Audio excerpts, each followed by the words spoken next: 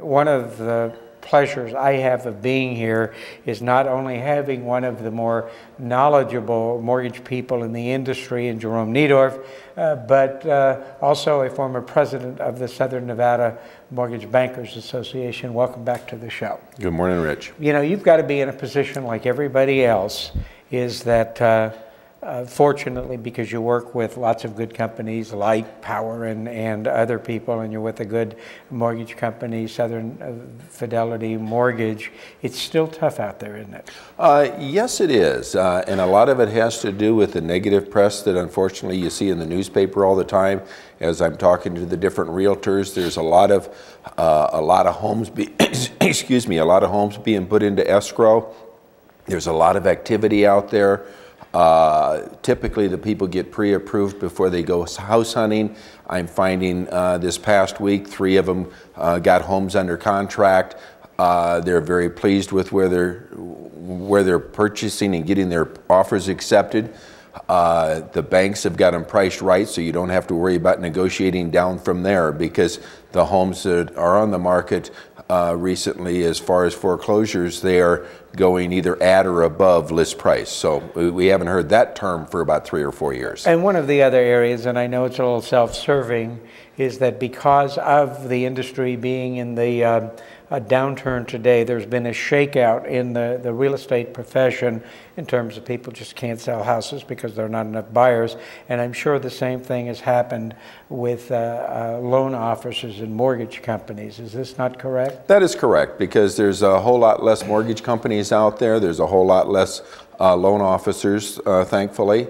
And on the flip side, there's a lot less real estate offices, and there's a lot less realtors out there. So we're back to a more manageable group of professionals that are out there to help the buyers. That's what I was leading up to, is you're probably in a better shape today talking with somebody like you that is weathering the storm than somebody that was in it for the quick sale of interest-only or subprime loans. So your industry today is actually probably a little bit stronger than it might have been a year and a half ago.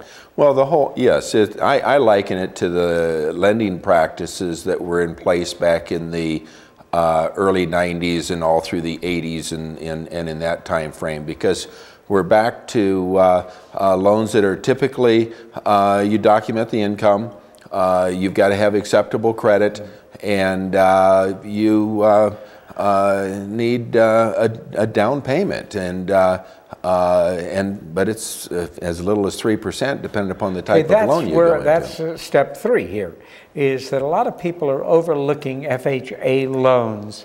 Give us an overview of the status of this type of government-backed loans, some of the advantages of them, some of the limits in terms of how much a person needs to qualify for an FHA loan. Okay, well, first of all, the lending institution itself has to be accepted by FHA. So They're not all? Oh, no. Okay. So consequently, you can't go to every lender and get an FHA loan. And this is, and this could be one of the reasons some of the people are in trouble with their subprime loans that they've got, because FHA is very understanding when it comes to credit issues and this type of thing.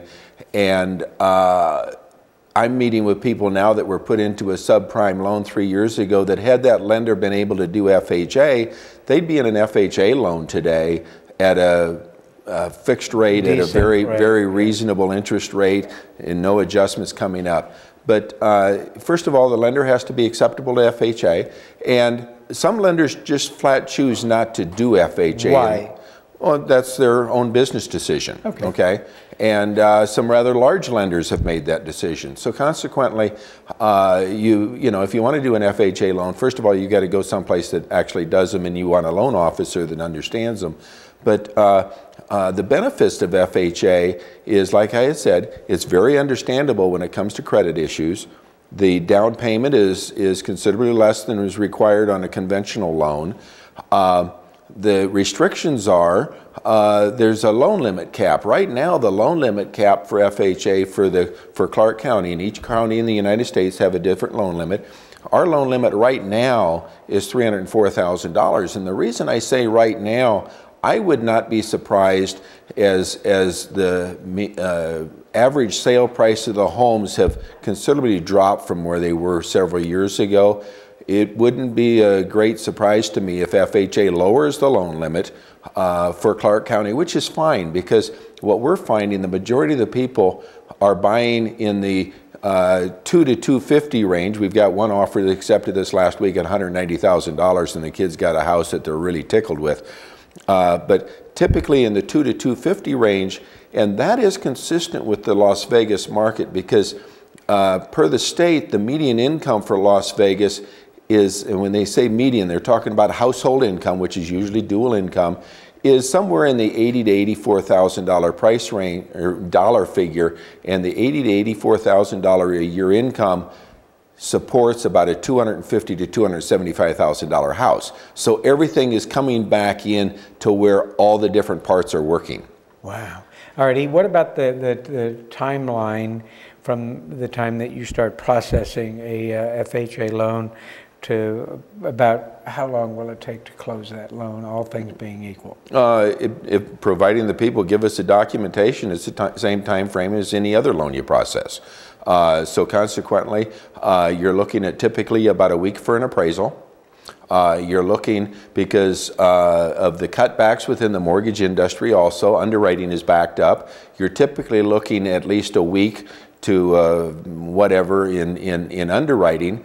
While we're in the process of waiting for our appraisal to come back, we get all the processing done. So when the appraisal hits the processor's desk, that loan goes into underwriting immediately. So it's not unreasonable to think you're going to close one in 2 to 3 weeks. And that 2 to 3 weeks is whether or not they're pre-approved or not, because the underwriting time is always on the back end after the appraisal comes in. But so if they want to get in a house yet in March, we've got a decent chance of still doing that. Does it make a difference if the house happens to be a foreclosure house or a regular house? No, it's the FHA doesn't say that I'm not gonna underwrite the FHA loan? Well, the only difference between a foreclosure and a home that's on sale by an individual is two different sellers. They're a resale home. They're on the MLS. The benefit at times with the foreclosure is the bank doesn't take a look at, gee, here's how much I paid for it, or here's the blood, sweat, and tears I put into this house. Here's what I think it's worth because it's nicer than the neighbor's house.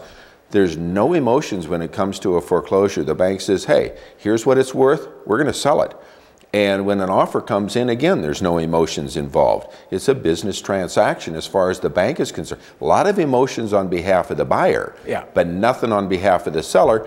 All the bank wants to do, it's a close. That's their 8 to 5 job, is to sell these houses. Right.